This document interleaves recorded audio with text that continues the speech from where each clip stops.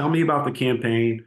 We got a lot of clients that Yep. live in Alexandria or know people in Alexandria. So tell me a little bit Mhm. about your history and what you're looking forward to.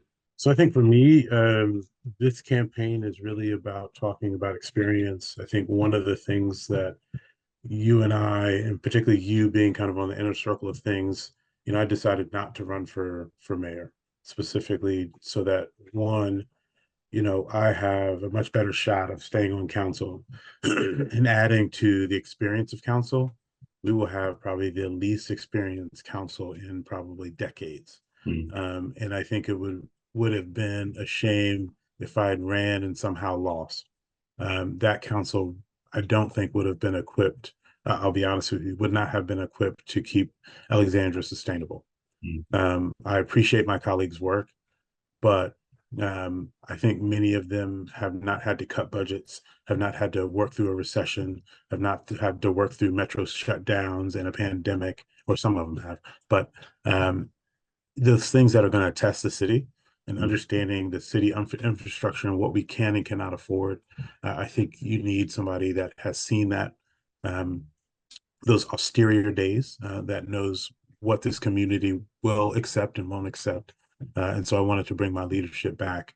I feel that I'm still young. And so, running for mayor at some point is not out of my grasp, or running for other higher office as well. But I think the opportunity to really provide leadership, no matter the title, I think is really what, on the political side, uh, really keeps me going. I think on the personal side, as I've talked to you, I want to make sure I expand my business and, make sure my career is set. I was thinking about it the other day. I'm about a little under 10 years until retirement from Fairfax County Schools. And so being able to prepare for that season and what that looks like and start to have those, conversations, I think is also a piece that I need. I'm going to take time this next 2 years to really explore. I love it. So that's a little bit of kind of my thinking around kind of where I am and what I'm going forward. But one of the things for this campaign, in order to kind of cement that leadership view that people hopefully have of me, is to lock in the top vote getter and be the vice mayor for the city. I also think that would be pretty historic for the city. Having two African Americans in leadership of council is something we've never had. Obviously, we've had Yule as mayor, Justin as mayor, and now Leah. But making sure both of those individuals are African Americans, I think, would be historic as well. No, that's all. Um, yeah. So we do have some competition. Some of the other council members obviously want us to try to see what they can do as well. And so we're still knocking doors, talking to people. I'll be out later today, knocking doors and talking to people. Um, and we also are trying, as I mentioned to you, trying to really reach voters that don't always vote, but are probably coming out because it's the presidential campaign, Right. and making sure that those voters know who I am, know a little bit about me, and if that's the case, hopefully they vote for me a little bit more than they vote for some of the other people, right? It's we have our race has two independents as well as a Republican. So there is, an outside opportunity that somebody could slip in, though I don't see that happening. Um, and so we are running a text program to reach out to people through their cell phones to see if we can engage them, if we can get their support, and then encourage them to vote. Awesome. I got two other questions before we Yeah. get to the next topic. What are you excited about in Alexandria over the next coming years? I mean, I'm very excited about our future. I think we have an opportunity to reorient who we are as a city. One of the things I've proposed for us to take advantage of, hopefully November, December, or early January, is having an economic summit where we bring in our stakeholders, our residents, to talk about what is Alexandria going to look like in the next 10 years for us to be economically sustainable, and for us to try to drive or plateau, drive down or plateau, real estate taxes. That is a big concern for a lot of individuals and frankly, one of my biggest concerns. Mm, And so how we restructure ourselves, how we reorient ourselves to allow for us to pursue business a little bit more better is the way, kind of the way that this summit's going to be structured. And it's not the first time the city's done a summit like this. mm, Mayor Yule actually led an effort back in 2009 to um, pull together the same types of stakeholders in order to have people be visionary about what the city looked like. mm, From that summit, the city came up with the waterfront plan to redo our waterfront and bring economic activity to the shores of Old Town. We also doubled our efforts in investing in tourism. mm, And so we've seen the, uh, the positive repercussions of both of those changes. And so we want to try to do that now. Obviously, the conversation around the arena at Potomac Yards kind of sparked a lot of this because it was an opportunity that kind of came out the blue that folks weren't ready to really understand and deal with. And so I think, from my conversations with residents and stakeholders, there does need to be an understanding of what opportunities are out there, and how is the city ready to communicate those opportunities to residents and stakeholders. mm. What's the biggest challenge in Alexandria right now? Biggest challenge, I mean, I hate to kind of beat the same drum, but it is making sure that the city remains competitive when it comes to being a place where businesses can start and families can find some type of affordability in order to be attracted here, but also remain here. Mm, I think affordability in the region is one of the biggest challenges for the region as we look at sustainability over the next decade or more. And so, as we do that, I think that's going to be our biggest challenge. no, it's good. Talk to me a little bit about the West End. So I'm gonna share my screen real quick, and I know Mhm. that as a real estate agent, real estate developer, I'm always excited about what I think is like like potential for the area, like things that are going to be super valuable in the next 5 to 10 years. And when I saw, as much as I used to like to go to the landmark, Macy's and go to the landmark, Foot Locker they used to have, that area is ripe. I mean, I just think it's at a crossroads um, in Northern Virginia that is just really ready to grow and really support the community. So tell me a little bit about Mhm. what you see on here. Why are you excited? What are some things that people should know? I've got a couple screens. I got the construction updates and I got the overall blueprint map. So guys, this is where the old Landmark Mall was. If you've driven past there, you notice that it's not there anymore. And they are building. When I explain it, and it's just the best explanation. Just think more along the lines of like Reston Town Center, right? If you want to compare it to an area that has the feel of a hospital, good parking for you to be able to take, transportation where you need to go from there, plus a park inside the area where people can sit, and a lot of retail and housing component as well. And so, yeah, this is so to give you guys some background. I think let me step back. If you have been in and around Alexandria probably for the last 40 years, this is probably the third iteration of Landmark Mall that you've seen. Back in the early 80s and prior, they had an outdoor mall. I remember when I was very young, we used to travel up to that outdoor mall. They had Hex as a anchor store, Sears as an anchor store as well. And both of those, I think Hex transformed into Macy's as they changed over in the early 90s to be an internal kind of big building with the internal shopping mall in there. Um, and then lastly, we have what we're looking at on screen, which is kind of reverting back to kind of an outdoor mall model. If you've ever been to Merrifield, Yep.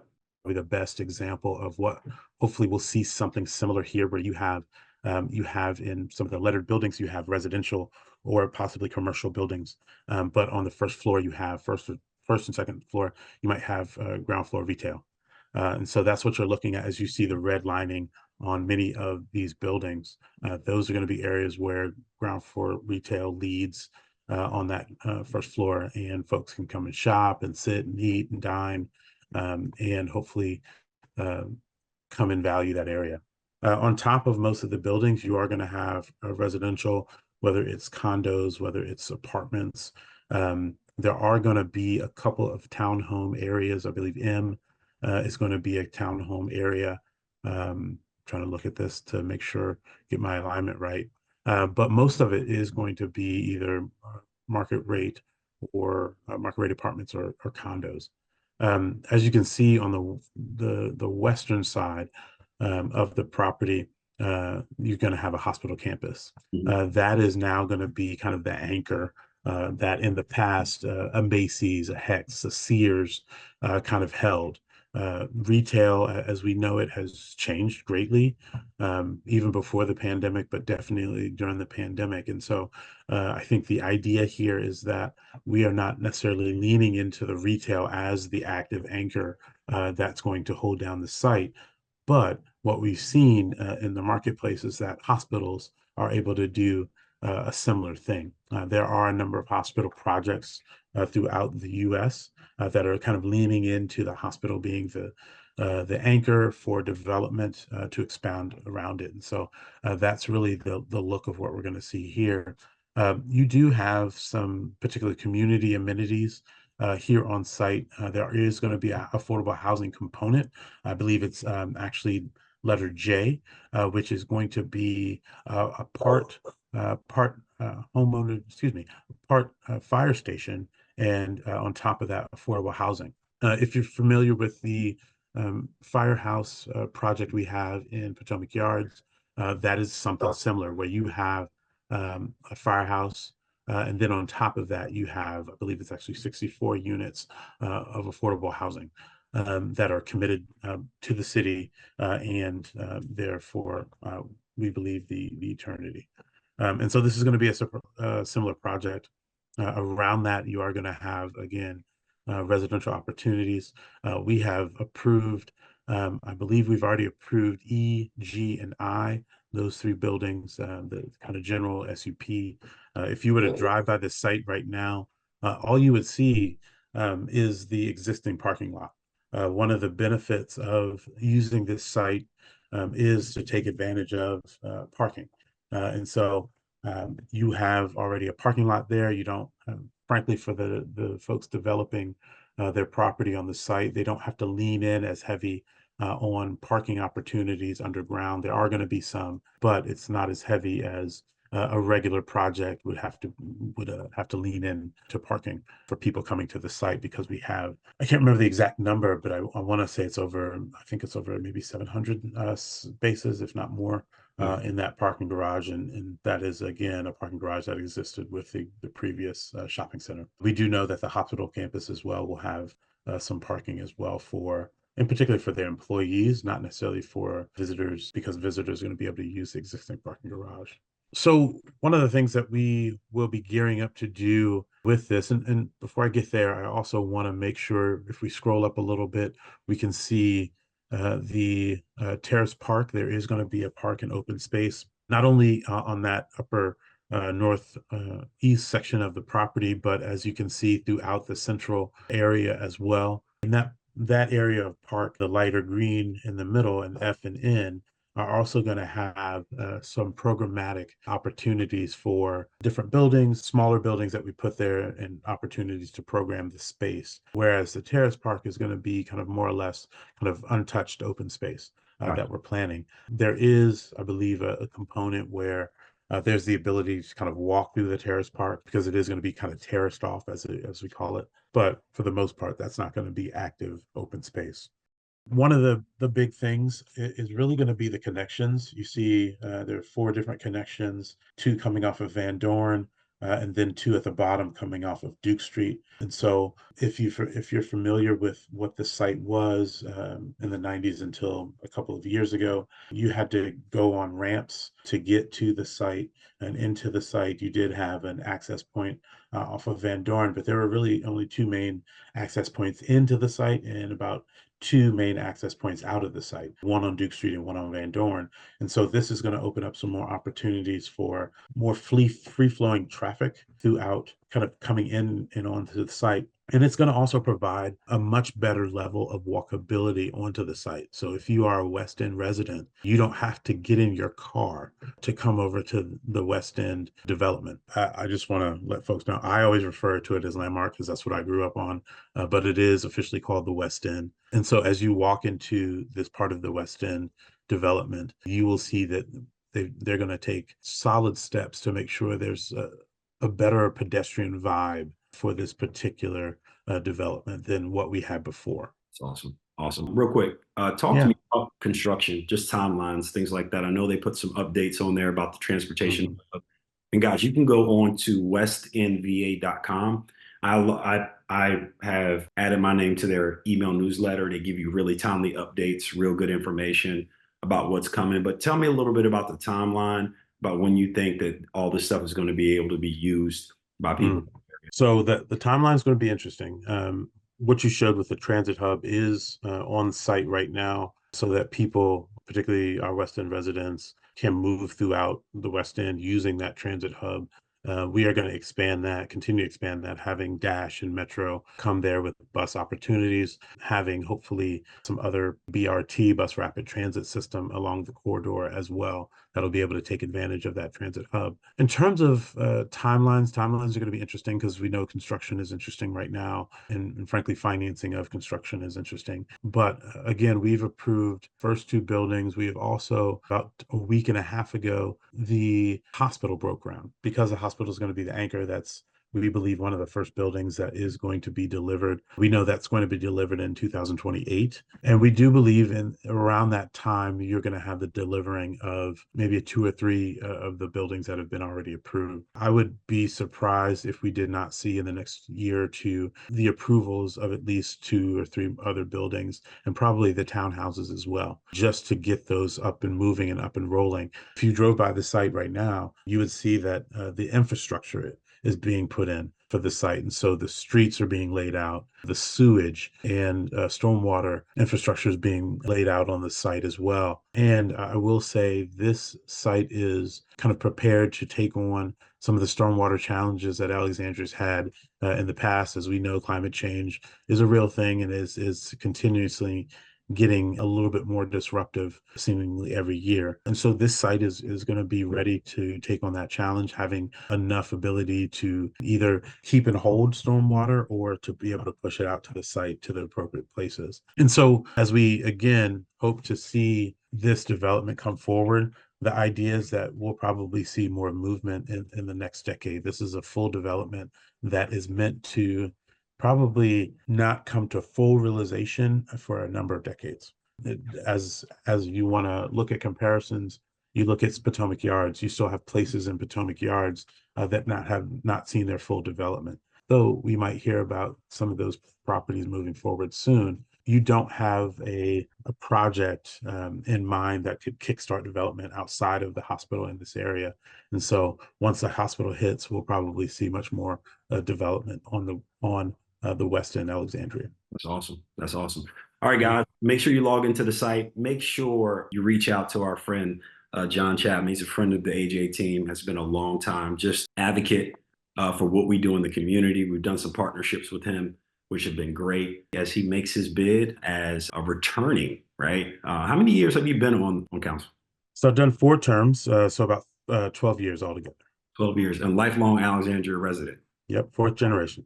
fourth generation. Went to high school at St. Stephen, St. Agnes School. Don't Stevens. hold that against me. It does not get any more Alexandrian No, it doesn't. than John Chapman. And I also would like to let you guys know there's one thing to be a politician, it's another thing to be a man of the people and to be a man of the community.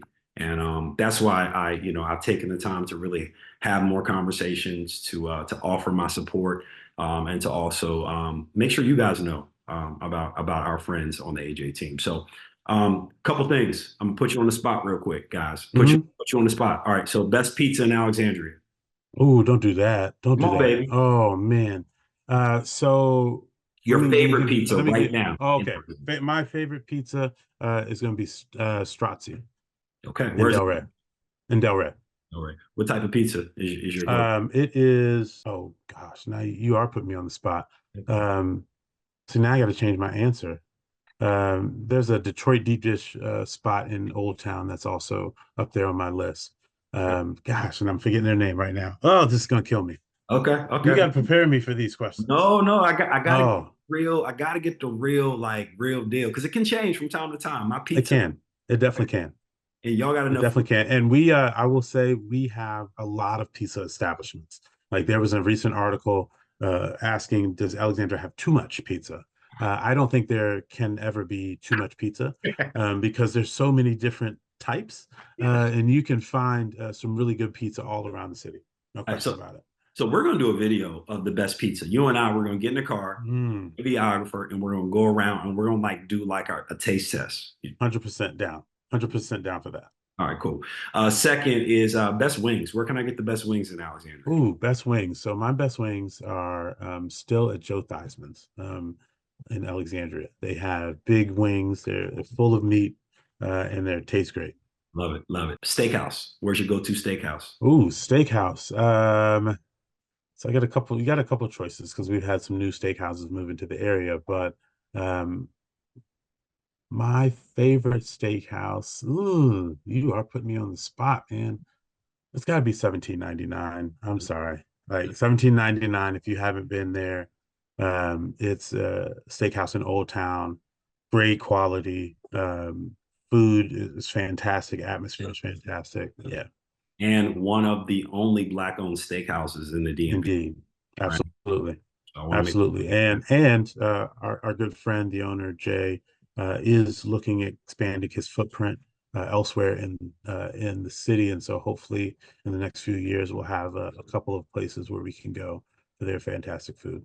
I love it. And last but not least, where can I Mhm. get some good soul food in the city? Where can I just get just a good just hint Ooh. at what Alexandria used to be when it came to Oh man. Okay.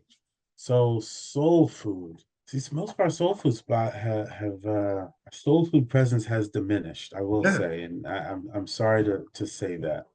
Do you have to leave Alexandria now to get good soul food? Do you have to go I down mean, to no, Delegate? no, bro, I think you do. I think that's what it is. Like that's the spot.